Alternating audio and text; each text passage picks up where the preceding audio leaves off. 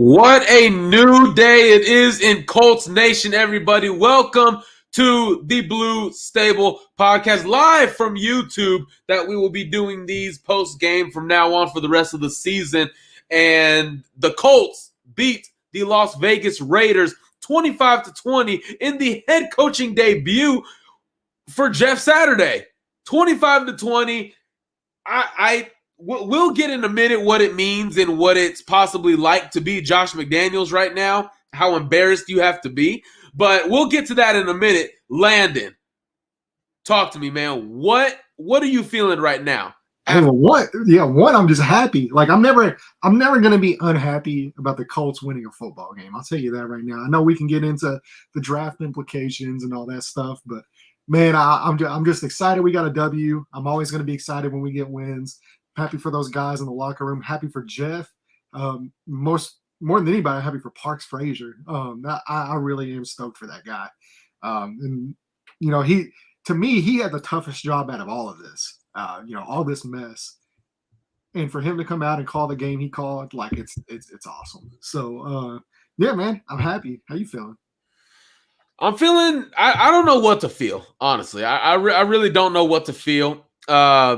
Coming in, I was very mellow coming into this game. I'm wearing my high school alma mater right here. They won their playoff game on Friday, and it was a pretty exciting weekend of football. I didn't know what to think coming into this game, but this was also my first time watching the game with the sound off. I didn't have to listen to the commentators or anything like that. It was just me, my thoughts, and what I thought about the game. And man, people should try that, honestly. Like, it's actually a nice experience to just watch football, quiet, be in your head, and just digest the game in your way. So they won. I'm surprised. We will get into all the good stuff, what we liked, what we didn't like. But I just have to ask the question, man. When are people going to stop going at Stephon Gilmore in game-winning situation? When are they going to stop doing that?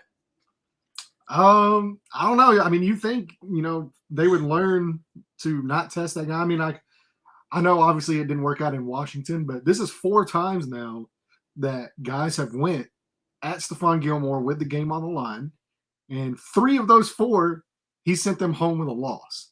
So that's not a guy that I would want to test. I get wanting to go to a player you trust on offense if you're a quarterback. Games on the line, you want to attack, with your best player that you trust to win the ball game. But at the same time, man, you also have to play smart, and going at a guy who has consistently, I mean, it's not like this wasn't on film already. He's done this his whole career, all the way back in Buffalo, obviously a New England Defensive Player of the Year. Now he's done it already multiple times here. Like, at this point, you should not test that guy. They still do it, and now they get sent home with a L. Take that L. Taking that L, and man, what does it mean? What is it like to be Josh McDaniels right now? Honestly, what is it like? You were coming into this already disappointing. You have talent. You got talent in places on this team, and you're welcoming a team into your home stadium that is in complete disarray right now. It is in disarray, straight chaos.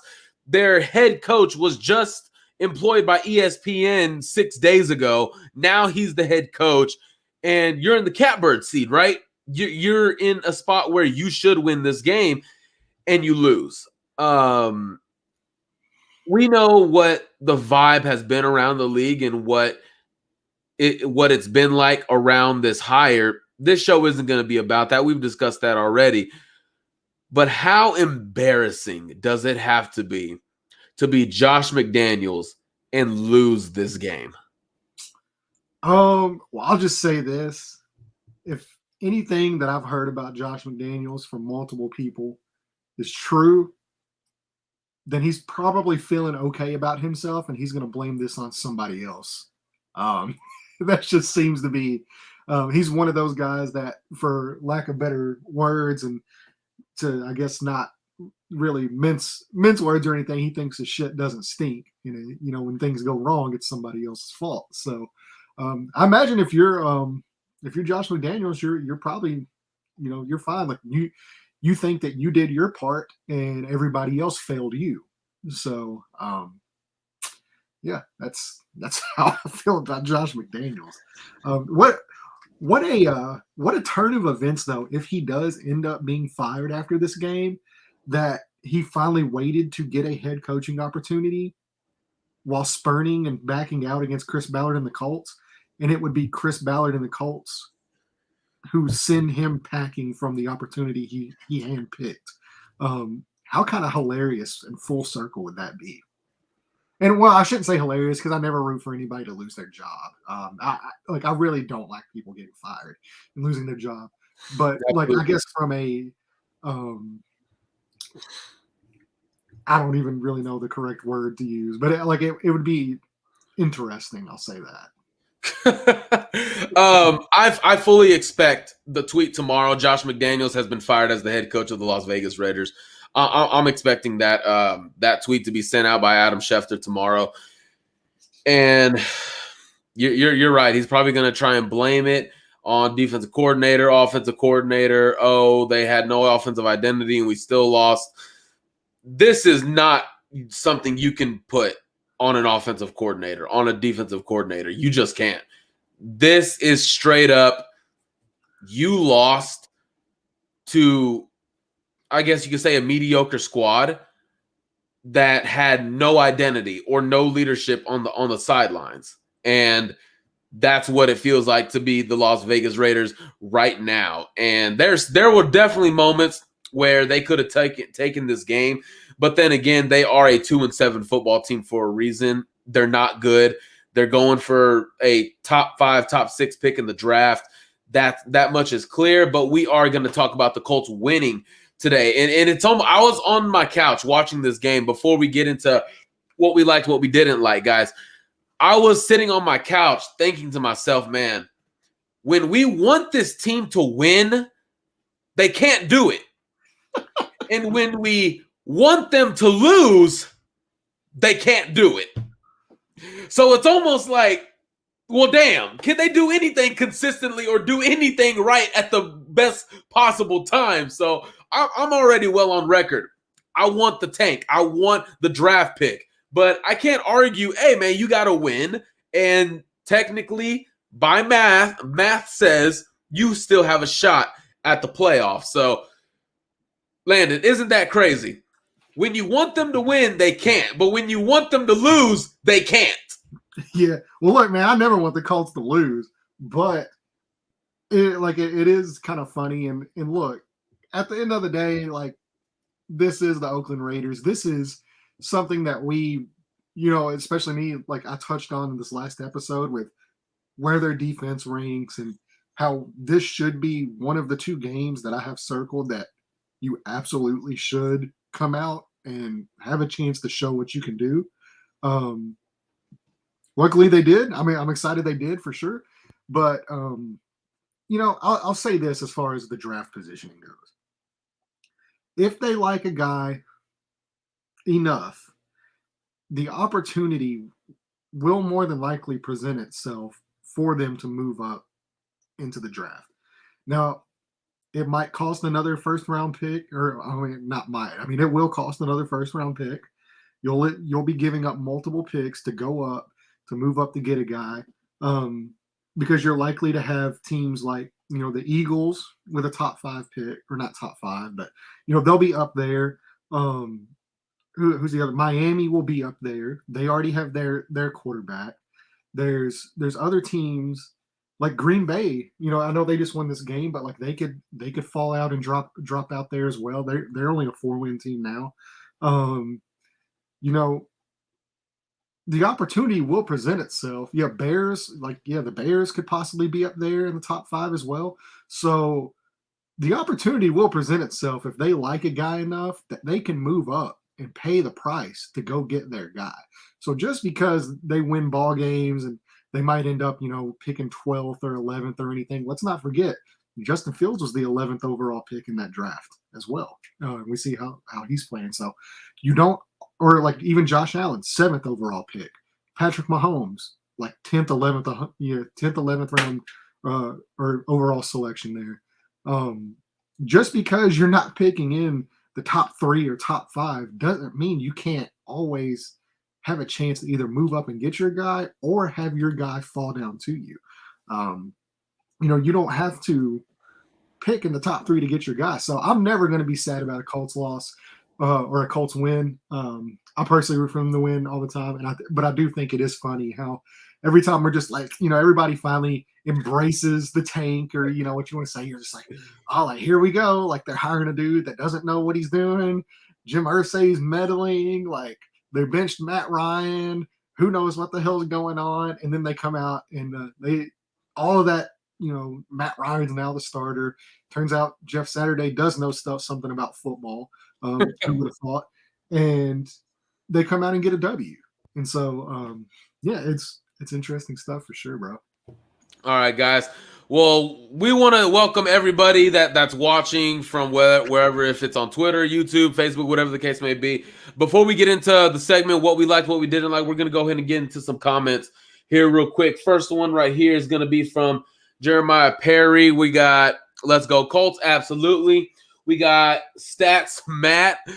This game was actually fun to watch. It was fun because the offense was actually moving the ball and you saw the run game going. It wasn't so much fun to me because we were not getting the ball to Alec Pierce and cost me a parlay. And I just got to stop betting on this damn team, Landon. I really do. They just don't do anything for my wallet. All you had to do was give Alec Pierce over 20 receiving yards, and they didn't do that. And that was the one guy that tanked my whole parlay. So, but other than that, this game was fun to watch. Here's another one by Stats Matt. No way McDaniel survives the the minus Davis not being able to afford it. Oh my God, minus Davis. That's rich, man. We got Brandon Blair. What a win by a head coach that wasn't qualified to be a head coach in the NFL. And that is true. Again, this whole week, I thought Jeff Saturday received unwarranted criticism. I don't know why he was getting criticized. The move, the owner, I understand that. But why Jeff Saturday was getting all this heat, I have no idea about why. But he definitely came out on top today. We got another one here. Stats Matt McDaniels has a huge ego. No way. Yeah, he does. Come on now. Yeah, been around. Yeah, that's some grade A sarcasm right there, man. Right. And then you got Sarah Small. Way to go, Jeff Saturday, man. Oh my gosh. We just love when former Colts come in and wreak havoc. We got another one here. Best thing for McDaniels is to be fired, though. He gets a big payday to go back to Bill Belichick. Man, wasn't it a 4-year deal that he signed? He could potentially be fired 9 games in. Yeah, I don't know for sure what the contract is. I guess we can look it up real quick while we're sitting here. You're going through some comments. Right. Okay, so you go ahead and do PR work for us, and we'll go ahead and go through the comments here. Got another one here from Marshman Gunner. What up, guys? Tell Marcus it's okay to come out from under the blanket now. Let's go, Colts, man. Marcus is not here, unfortunately. He is unavailable tonight, but I'm pretty sure he's watching, supporting, and I wouldn't be surprised if he pops up here in the comments as well. Shout out to everybody commenting and interacting, guys. We want to hear from you. If you have any questions, we're going to be answering some questions towards the end of the show. Right now, we're just going through some and really interacting with some of you guys, and thank you for listening, by the way. Got another one here. We aren't getting a top 5 pick now, so I'm focusing on somehow trying to beat the Eagles and make the playoffs. Well, top 5 pick is probably definitely out of the equation. That tie was already kind of making it a little bit uncertain, but getting a win probably maybe keeps you maybe at that 8, 9, 10 range. But now, like you said, they got to win. Now it's about the Eagles. But the rest of their schedule, man, I'll pull it up here. The rest of their schedule is pretty daunting. We talked about it last week, Landon. You know, what could we expect moving forward? How many games could they win? I believe both of us were under the sentiment that they either win no games or they either win this game against the Raiders and lose the rest and possibly win that Texans game at the end. But when you look at this team's remaining schedule, and I have it right here, you have the undefeated Eagles. You're facing the Pittsburgh Steelers, who I believe is 3-7. Not that good of a team, but it's Pittsburgh, you know. And then you got the Cowboys, really good football team. And then you got the Minnesota Vikings. Yeah, that's a tough one. You got the Chargers, you got the Giants, and then you got the Texans. So I maybe see 2 wins max at that schedule. What do you think, Landon? Yeah. By the way, it was a 4-year contract for Josh McDaniels. But when it comes to looking at the schedule ahead, I do think there's a few games they could come away with. Obviously, this was one of them. I think the Houston game at the end of the season, that could be another one. The Pittsburgh game could be another one. I do think they actually have a chance against the Giants as well. I think there's a chance against the Giants to get that. But the rest of it, it's, they might be able to reel off about 3 more games, and then you're looking at, 7 wins. And in a weird way, though, this could be the year where 7 to 8 wins get you into that 7th seed, into the wild card spot, because of how awful everybody is right now. And once you get in, anything's possible. So it's not out of the picture yet that they could be in the playoffs. And that's what's kind of like really bothers me about it, is like the decision, I guess, to bench Matt Ryan at the time. You're 3-1. I will say, like, he did have the separated shoulder, so there's a good chance he probably would have missed at least 1 week. He probably could have played last week. And so it's tough to know if he would have been able to play at all. But if he was able to play, and then you bench him, and you make the statement, and he's benched for the rest of the season, like, you're 3-1. Like, you're not out of this. Have you not seen how the rest of the NFL is playing right now? And now you come out and win this game as well, and you very easily could have cost yourself an extra win or two to be in that driver's seat for one of those wild card spots. Or even if, Tennessee is another team, even today, like, they struggled against Denver. They haven't looked good. And once their schedule kind of really ramps up here in the second half, they could drop some games as well. You can only be, 1 or 2 games out of first place in the division. So I'm not ready to shut the door on them being out of the playoffs yet. I'm really not. So it's either going to go 2 ways, though. They're either going to sneak, some of these wins out, or it's not going to get much better. But like I said, I'm happy they won today. All right, guys, just wrapping up a few of the comments here. Thank you to everybody. And if you're watching on YouTube, make sure, if you're supporting the Blue Stable and you like us, make sure to give us a thumbs up and subscribe to our YouTube. It really helps us out, and we appreciate you guys tuning in. Thank you very much. So let's go ahead and get here into what we liked, what we didn't like. First off, with what we didn't like, I don't know about you, Landon, but I'm going to go with starting Matt Ryan. The decision, I mean, you're just, again, for what I think it said to Sam Ehlinger, did I not show enough in these last 2 games? Was I put in a bad situation? Was I set up to fail? And now you push him aside, and now you put Matt Ryan in. It had nothing to do with Matt Ryan, the person. We all know I love Matt Ryan. It had nothing to do with his performance or anything. Just why you already made the decision. Yes, Jim Irsay made the decision to bench Matt Ryan and go with Sam Ehlinger. And now, let me bring in a head coach, and hey, you can do what you want. I just didn't like that. That's just what I didn't like. Yeah, I agree to an extent. I thought he never should have been benched in the first place. I get why the call was made because of the turnovers, but at the same time, like, once that decision was made, that really put a fracture in the locker room. And then you were asking Frank Reich to go out there once you've already created that fracture in the locker room and try to rally these guys together with a 6th round, quarterback going into his 2nd season that's never taken a snap. And, you fire Marcus Brady after 1 game, then you fire Frank Reich after another game. You bring your guy in, and then it's just like, like you said, like, oh, well, you can make the decision. And obviously, they want to. Jeff wants to win games. Jim wants to win games. They're going to go to Matt Ryan because he's the best quarterback on the roster. You're not, as much as I like Sam, and like I really do, like I think he will prove to be a really capable player, and he's going to outplay that 6th round draft capital. He will, but you did set him up in a really bad position. What I did not like today, for me, was the pass rush. I was not a fan of the pass rush, the lack of pass rush. DeForest Buckner, played well. Grover Stewart's a monster, but once they really kind of like focused on that interior part and double teamed both those guys and just asked, the outside guys, once Quiddy was gone, Quiddy got hurt again with that ankle injury, which is something I'm really hoping is not serious because I feel so bad for that guy. Every time he finally, starts to show stuff and get going, it's just something else, something, always something.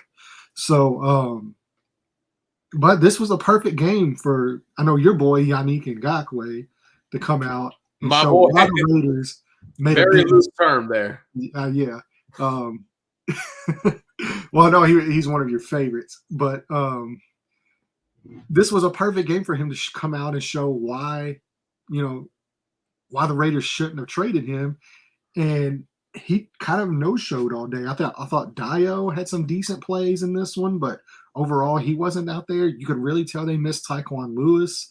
Odigbo, he didn't really do anything. So once Quiddy was out, man, like the pass rush and it's been like that all year. Like whenever Quiddy Pay is gone and they're able to double DeForest Buckner or, double Grover Stewart and, when Buckner's off the field, there's no pass rush. And we saw it in Washington, and I was worried we were going to see it again today, but luckily DeForest Buckner, that's who that guy is. He is him, as the kids say.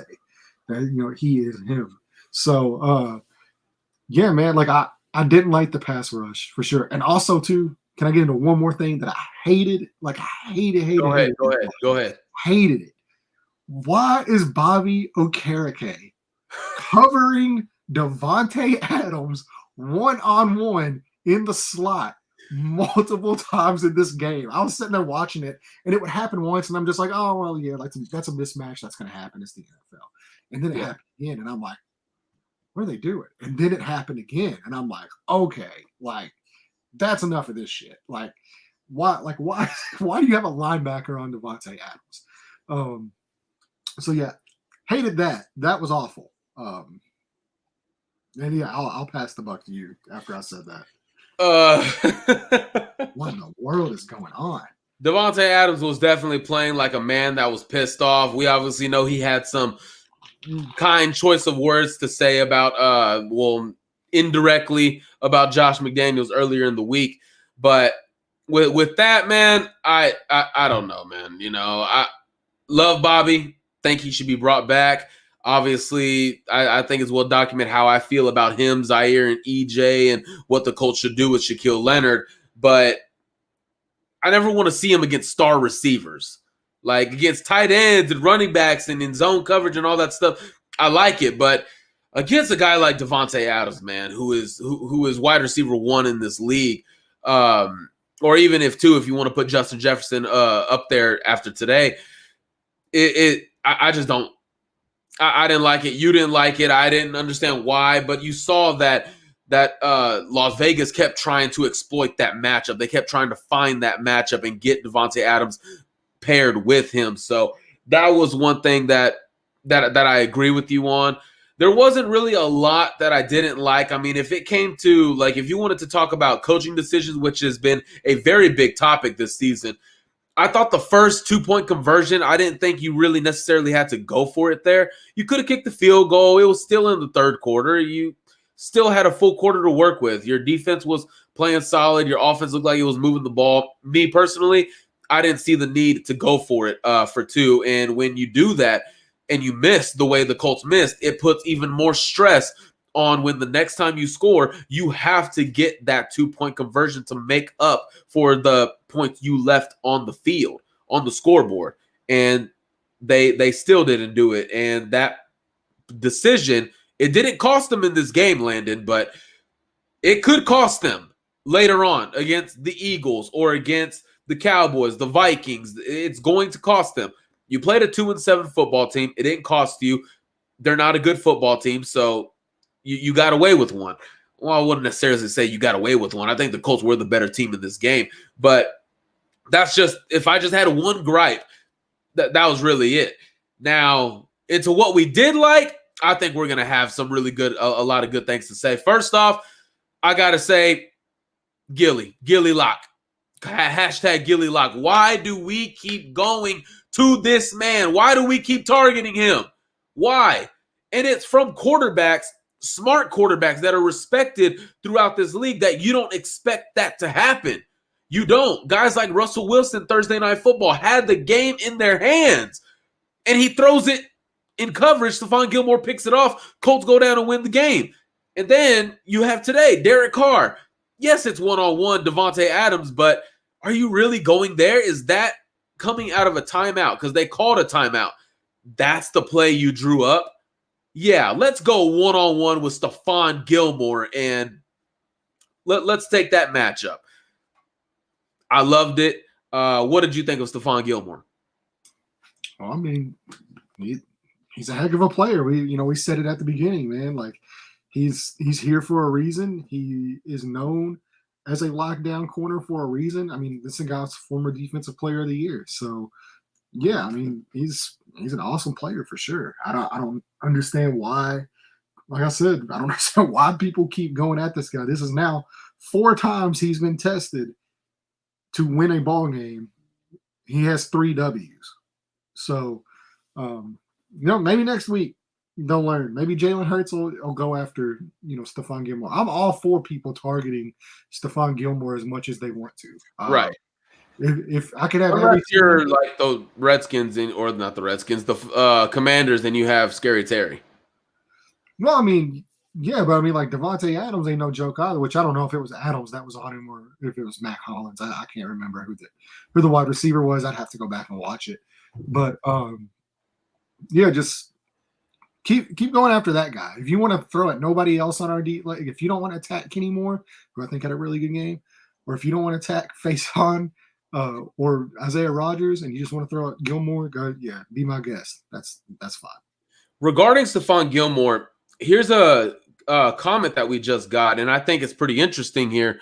Shout out Olivia Gerald for this comment. Controversy over the no call on pass interference on Gilly. What did you see? I saw hand fighting on both sides and attempted push off by Adams. This was interesting because when I watched it, I immediately thought, oh man, we just got called for DPI, and the flag never came. So we went to the replay. To me, Landon, it looked like we got away with one.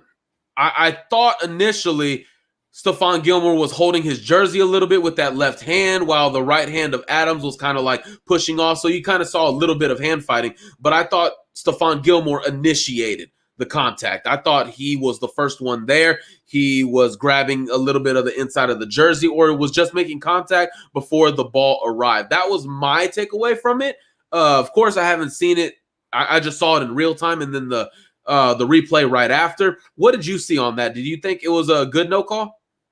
Well, to be completely honest, I mean, I haven't seen anything past the broadcast angle, so that's something that I would have to go back and rewatch once the all 22 gets dropped and stuff. And I'm able to look at film tomorrow, but normally whenever you're in high leverage situations like that, and you have a guy with a pedigree that both Gilmore and if it really was like Devontae Adams, which I'm assuming it was, then at that point, a lot of referees will let those guys play in those high leverage situations like that. It's just kind of like a common thing that, if the game's on the line, the NFL wants 2 of its premier players going at each other. People want to see that matchup. And those guys are kind of directed to just like, hey, like, let's let them play football in this situation. So I imagine like both guys probably got handsy. That's just part of it. And you could really call defensive pass interference almost constantly if they wanted to. It's kind of the same thing with holding. Like there's holding on every play. It's just whether they want to call it or not.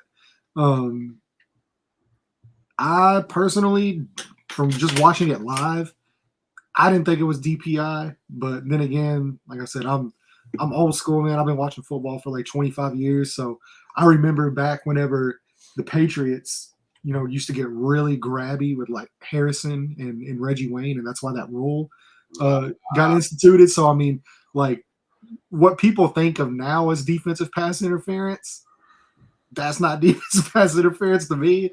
Yeah, That's just football. So I'll be able to give you a better answer though, like as that pertains to the rule today, once I'm able to really dive into the film and like actually look at it. But definitely.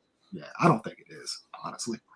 Yeah, that was just something because we got a comment in there, and I just wanted to bring it up. Another thing that I liked, playing the young guys on the offensive line, finally getting Matt Pryor out. Just okay, we know what we know what he is, and it's not good. That's growth from you, though, bro. That's growth. Hey, not just growth, man, but obviously just consistency. So Matt Pryor made me look like a fool this year. I'm dumb on Twitter because of it, because I backed him up. But hey, I got no problem backing up my TCU guys there. But with Will Fries coming in, you saw better protection up front. Now, we talked about this in the preview show. The Raiders don't really get after you pass rush wise. So is this, is it growth? Is it a positive to take away? Absolutely. But this is not the game you want to measure your offensive line to. You don't want to use this as a measuring stick of where your offensive line is. That talent on our offensive line should handle that defensive line in Las Vegas. But with Ryman at left tackle, I thought this was his best performance. Training camp, preseason, regular season, you name it. I thought this was his best performance. His base was really good. His footwork was really good. The technique, his hand placement was really good. Getting hands on guys early, not getting overpowered. What did you see from guys like specifically offensive line in general, but specifically Bernhard Raimann and Will Fries? This was going to be my biggest point about what I loved about this game was the offensive line play. And a lot of it to me had to do with the benching of Matt Pryor. They allowed one quarterback hit and one sack the entire day. Or I don't know if they allowed a sack at all. I'll have to look at it, but I don't know. Yeah, I think they did allow a sack. I think it was like a bad sack. It was on the Chase. It was right before the Chase McLaughlin missed kick. That's right. Yeah, with Matt Ryan. That was on the quarterback there. Yeah, that wasn't even on the offensive line. No. So they allowed, but outside of that, they allowed one quarterback hit the whole day. And like that's awesome. Like you can win. You can play winning football. We saw Matt Ryan obviously perform 75% completion percentage, over 200 yards passing. No turnover, no interceptions from Matt Ryan. So whenever you're able to keep that guy clean, he's still a pretty damn good quarterback. What I saw that I loved was Bernhard Raimann. Through the whole game, that was one of the guys that I was keying in on because I knew they were going to have Max Crosby and they were going to have Chandler Jones kind of rotate and take turns on him. And I know Chandler Jones has not been good this year. He's really dropped off, but Max Crosby's still a guy. So that's a matchup I was really looking forward to. And I loved what I saw from Bernhard Raimann, especially in the run game. I thought he attacked very well. He really showed a lot of those athletic traits that had him projected to go at the back end of the first round. Let's not forget, we got him in the third round. But there is a lot of well-respected people that had him as a back of the first round type of guy. So, I think the age kind of played a factor in why he dropped because he was already 25. And then obviously I believe there was some possible like injury things with him that popped up that some people would kind of flag, but nothing major. And so that team seems to be the reason why he dropped. But man, that dude has some athletic tools to work with, and he really got to show those today. I was so excited for him. I loved what I saw, the growth from him and everything. And then Will Fries, man, like getting it done in the run game. There was that big Jonathan Taylor run there that Will Fries and Braden Smith just bulldozed that defensive line out of the way. That hole, you could have driven a Mack truck through that hole. And JT hit it, and we all know once that guy hits it, and there's space, like boom, he's gone. Right. Yeah, I mean, I loved everything I saw from the offensive line today, and I don't know if that necessarily has anything to do with Jeff or not.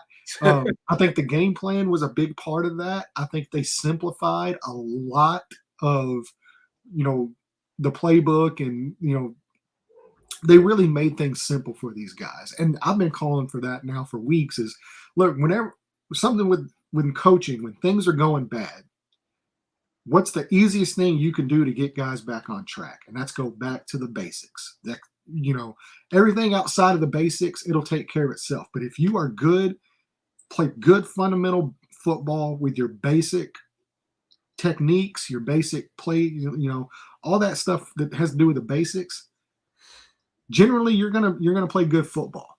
And so I've been calling for him to go back to the basics with this offensive line now for weeks. And it seems like Jeff was seeing the same thing. They really simplified a lot of these protection calls and a lot of these matchups for these guys. You didn't see a lot of guys pulling. You didn't see a lot of I know it's called the wham bam, plays there in Frank's offense. You didn't see a lot of that wham bam stuff that Frank's been running. This is very simple. Hey, I'm going to line up over this guy, and you're going to go at him, like just attack. And it was good stuff, man. So I think the game plan had a lot to do with it. Obviously, I think the personnel was a big part of it. Them benching Matt Pryor now, and they're able to bring in a guy like Will Fries, who to me is not like a massive upgrade, but he's not going to kill you. Where Matt Pryor, he does every week, man. This guy was like, he was killing you every week. So if you even get below average to average play from your right guard, you're going to be better than what Matt Pryor was giving you. So it was awesome to see that, and I thought he was good today. I don't think it was even below average. I thought he was good today. Right. So I love what I saw though from Bernard Ryman. I think he was fantastic. I don't know if it has something to do with the NFL playing in Germany today. He wanted to show out. He had a little bit to prove today across the NFL, but yeah, it was good stuff. And then Quentin was Quentin. I thought there was that play in the end zone where he grabbed that ball. He was good. I thought he was about to go 103 yards once he ran into that cornerback. That's got to be. I got terrified for that cornerback. I was like, oh man, like this guy's about to be flattened. I thought that was really funny to see. Ryan Kelly had a decent day as well. It's good to see him get back on track. Braden Smith, like I said, outside of really just a couple plays, I thought Braden Smith was awesome. Was finishing his block. He's being aggressive. Yeah, it's that goes back to simplifying what these guys are being asked to do instead of all these plays where these guys are going on pulls and you got your center running on pulls and you're asking your tight ends to block pass. You're not asking Mo Alley Cox the one-on-one Max Crosby in this game. You're not asking your running back to block Matthew Judon. Like they really simplified the passing sets and the game plan for these offensive linemen. And I thought you really saw it pay a lot of dividends today. And so, yeah, I was extremely impressed. And it gives me a lot of hope going forward because to me, if this team, we know what they are on defense. They're obviously a really good defense. They had some lapses today, but overall they're a really good defense. And the biggest issue with the offense, outside of the turnovers, which still kind of reared its head today a little bit, and they'll have to get that cleaned up, but it's the offensive line play, and they're literally just an average offensive line away from probably having 6 or 7 wins already at this point. Yep. So if they're able to get that cleaned up, man, like there could be a lot of good stuff coming here in the future. They're good. I'm skeptical though, because it is, like you pointed out, Mike. It is the Raiders. They're 32nd in a lot of pass rushing statistics for a reason. They're the worst in the league when it comes to getting after quarterbacks. So I mean, it's kind of hard. It's a hard measuring stick. But next week against Philadelphia, if they're able to hold up well, I'll start to buy in on what these guys are doing. Okay. I think best case scenario coming out of the season, let's just forget about where they'll finish draft pick wise, playoff race wise, whatever the case may be. Best case scenario I feel for this team is to come to the conclusion that Bernard Ryman is your guy at left tackle. and that crosses a big one off the needs board. And now it comes down to quarterback and edge rusher, because you do want to find that young, consistent pass rusher to pair with Kwity Paye.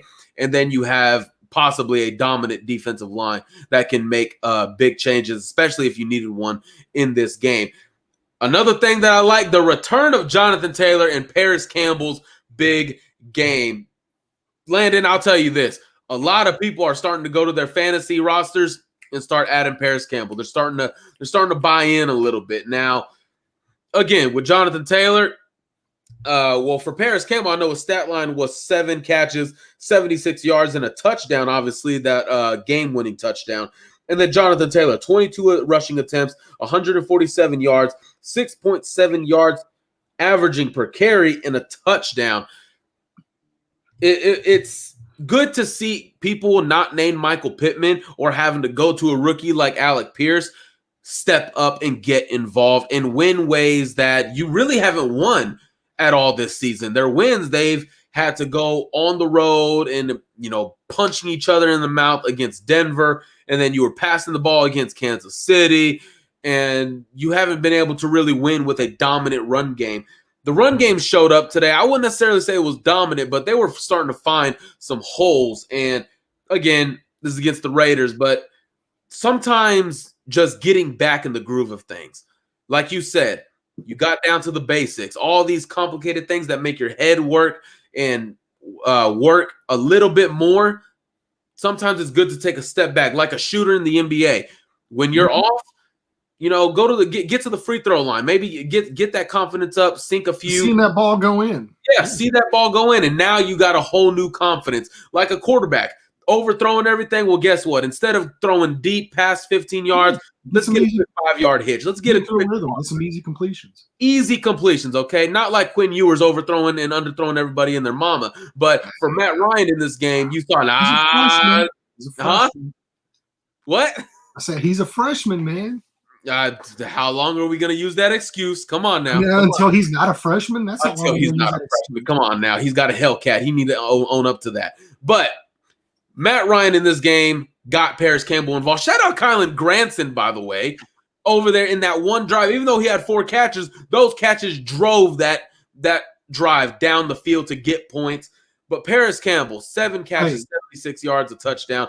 It is so good. I got a stat for you, too. Go ahead. And this actually comes from Matt_Fire, FIREE on Twitter. So give him a follow because he provided this for us here. Paris Campbell in the last 3 games that Matt Ryan has started at quarterback. Today, 7 catches, 76 yards, a touchdown. Previous 2 games that Matt Ryan started, 10 catches, 70 yards, and a touchdown. 7 catches, 57 yards, and a touchdown. So it seems like every game Matt Ryan started, Paris Campbell set at least 7 catches, at least 50 yards, and a touchdown in every single one of them.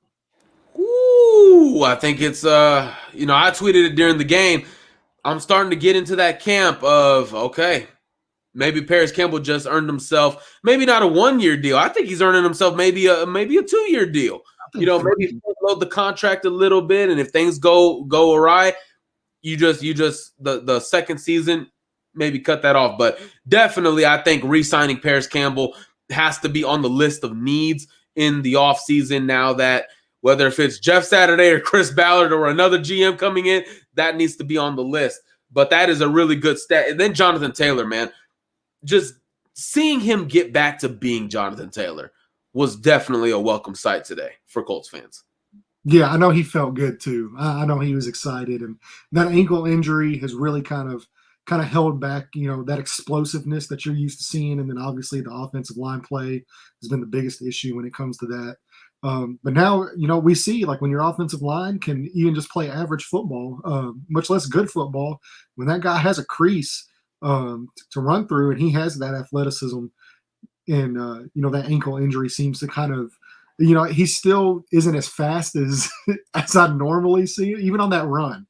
There was a DB that was getting close to him, and I know last year, whenever he's fully healthy, like that DB's not even even catching him, from behind. But as the weeks go and as that ankle gets a little bit better every single week, I think you're going to see an even better, the normal version of Jonathan Taylor. So, yeah, everybody's wanted to, plant that, that tombstone in Jonathan Taylor, this year. And really, it's not really been any fault of JT at all. He had moments where, he's not trusting what he's seeing. He doesn't trust his offensive line. He doesn't trust they're going to open the hole. So he's, doing a little bit of dancing. But then today, like I said, they simplified it. And you saw that even in the run game now, to where these guys are just lining up, they're attacking. Jonathan Taylor's like, okay, hole here, go. There's no waiting for the hole to develop and, taking a false step before hitting your hole and trying to stay close to a guy. It's just, get ball, go. Yeah. And it was definitely a welcome for fantasy owners as well, because I think on the day he had about 24 points, helped out a couple of rosters. I don't have him. Do you happen to have him?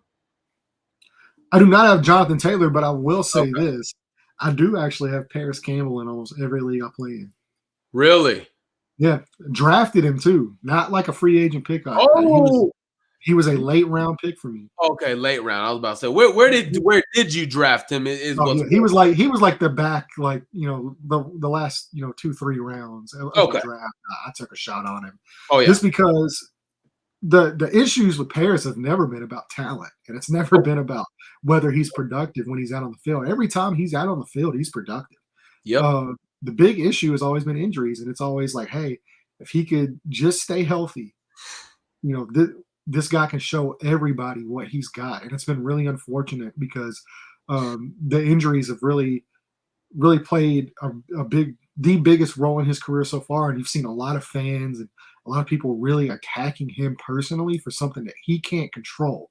And that guy's been nothing but grateful. He's kept his head down. He's worked his ass off. He deserves this more than almost anybody on the roster. I'm so excited for Paris Campbell. Paris Campbell has that ability to be a difference maker. I mean, hell, he was drafted here and he was, he was touted by media analysts on TV to be offensive rookie of the year. He's fantastic talent. Yeah, I mean, pairing him with Andrew Luck, getting him in space, getting the ball to him in space. There was a reason for that. And, man, we're just happy for Paris. I mean, forget about what he does for the Colts. For Paris Campbell, the man, what this means to him to be able to do this in a contract year, whether he comes back to the Colts or he cashes in somewhere else, this is big for him and his career. If you haven't seen it yet, too, by the way, he has a YouTube channel. I believe it's called Keeping Up with the Campbells. Really? Yeah, let me double check just to make sure it's right. But I didn't even know that. Wow. Yeah, exactly. So he has a YouTube channel he has with his wife, and Kicking It with the Campbells is what it's called. Okay. He had it this season. They did like 2 or 3 4 episodes of his journey back from injury from last year. And it is, each one's about 20-30 minutes long. Each episode is. It's something that he had produced. It's not from the Colts media team. It's from him and his wife that they had produced, and the way he worked back from injury. And really it gives you an inside look of what kind of man he is, what kind of father he is, what kind of husband he is. And it is phenomenal. It's some really, really good stuff. And it really endears you to him. Like, you will fall in love with this guy even more than you already have. It's called Kicking It with the Campbells. There's 4 episodes. You can follow them on YouTube. It's only got 3.1 thousand subscribers, so it's not really well known, but it's some really, really good stuff if you haven't seen it. All right, I didn't even know they had a YouTube, so that's actually some pretty good stuff. So now, as we move away from what we liked, what we didn't like, now it kind of comes to I believe we have maybe about 10 minutes left for the show.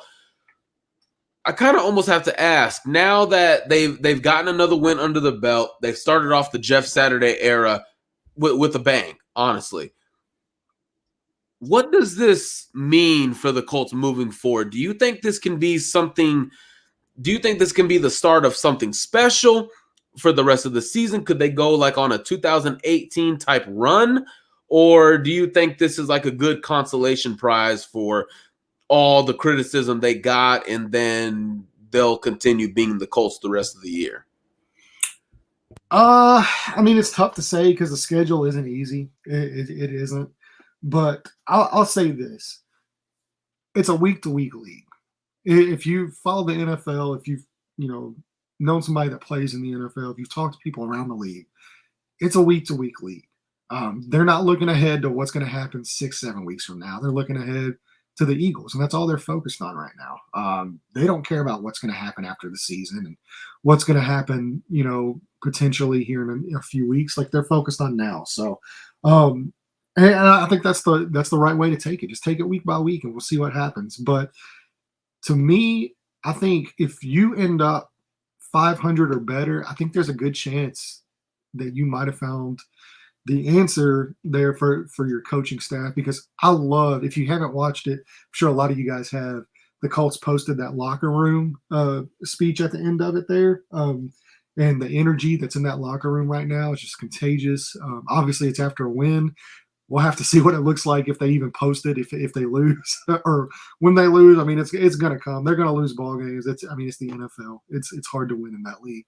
But it'll be curious to see what it's like after a W or after a loss in there. But right now, man, like, you have some guys that they really seem to have bought in a little bit, and this is only going to help that. Like, whenever you have all these question marks surrounding your organization and your coaching staff now, and we all know is he qualified, is he not? Whenever you have a guy that steps in and you get a W after he's been talking all week and the game plan that team has put together, credit to the offensive and defensive staffs, man. Credit to those. It's not just Jeff.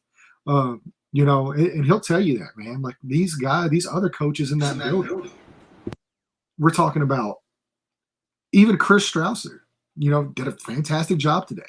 Parks Frazier, awesome stuff. Scott Milanovic, Scotty Montgomery, Gus Bradley, John Fox, Reggie Wayne, like all these guys have really done a heck of a job putting this together, short notice. They've all stepped up, and everybody deserves a game ball for this game, for the way that this team rallied. And so I'm excited to see if they're going to buy into what Jeff's selling and continue on. And it's a lot easier to buy in after you go out and get a win. But yeah, it's a week by week thing. I'll take it week by week. Now, if they come out and beat Philadelphia next week, then yeah, I'm probably going to buy into what they're selling. I'm going to be about it if they come out there and they end up beating Philadelphia. For me, I think it comes down to, like, looking at what this team had to listen to all week.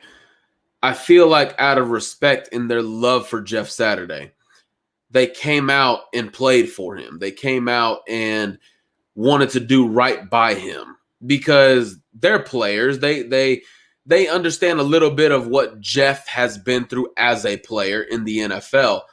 And they know what kind of criticism he's getting because they understand, like, a guy like him getting a job like this, regardless if it's interim or full-time or not, it's unheard of. And I felt like they came out energized to play for him. In that, they got a big win. Now, it's against a 2-7 team, a bad football team, yes. But I think now you've established a mojo moving forward. It wouldn't surprise me in the least if you beat the Eagles. It wouldn't surprise me at all because this is just, when you look at the talent on this team, yes, they should be that type of team that can contend with the Eagles, the Chargers, the Cowboys, the Vikings, the Giants. They should be that type of team. For me, it's still going to be about the offensive line, the pass rush, and the decisions Matt Ryan makes as a quarterback. Today, he played a little bit. He played mistake-free outside of the sack that he took. That wasn't on the offensive line. That was on him, and kind of pushed back a field goal, ended up being a missed field goal. it really comes down to that for me. You know, we talked about it, this defense for Las Vegas. They were going to lose guys in coverage, and that's what ended up happening. Kylan Granson, Paris Campbell, it was happening all game. And then offensively, they were really letting Derek Carr get pressured. They didn't have Hunter Renfrow. They didn't have Darren Waller. Devontae Adams was all of their offense, and then some Josh Jacobs. Moving forward, what I think this means, I don't really buy too much into this because, again, you're a more talented team than Las Vegas. This should have been a game you should have won, and they're a bad football team, and they found a way to lose this game. The Colts, on the other hand, found a way to win. Me personally, I don't think it changes much because you're going to be going against some really good defenses, some really good offenses. How you defend the Eagles is really what I'm so psyched to see, Landon. Like a defensive lover like myself, how do you defend the tight end, the weapons on the outside, and prepare for a guy like Jalen Hurts who can use his legs as a weapon as well? So I don't know. I'm not going to sit here and say, oh, they'll make the playoffs. Oh, they'll be a top 10 draft pick. I don't know. But I know that this is a type of win for a guy that they love and admire and knows he means a lot to the organization because he helped build this organization. I'm excited to see where it goes. I'm not talking division race. I'm not talking playoff race. I'm not even entertaining any of that because, quite frankly, this team has done nothing to be in that discussion. But if they start pulling together a couple wins, Landon, it might be time to talk about that. So, and it might be time to talk about maybe Jeff Saturday being the permanent head coach because, hey, like you said, it's a week-to-week league. I'm not getting too high. I'm not getting too low. I know you're not either. How are you guys feeling about this? Let us know, but I'm excited to see where the team goes from here. I don't expect a lot of wins moving forward. I think at best they finish, 6-10-1. That's just off potential. So other than that, Landon, did you have any other closing thoughts before we get out of here? No, just we will be doing a film review this week. We didn't do one last week, for obvious reasons against New England, but we will be doing some this week. I'm curious to really kind of dig into what was different about the offensive line, what was different about some of the play calling, with Parks Frazier as opposed to Frank Reich. So we'll get into some film stuff here this week and make sure to follow along for that. And yeah, just go Colts.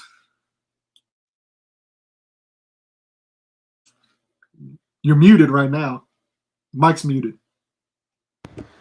Dang, I got to get better at that. But this has been another episode of the Blue Stable Podcast, ladies and gentlemen. If you were listening here on live stream, whether if it was on YouTube, Facebook, Twitter, make sure you give us a like, a thumbs up, and subscribe to the Blue Stable channel. And as well, follow myself, follow Landon, follow Marcus, as well as Landon, especially with these weekends. We know we need a quarterback.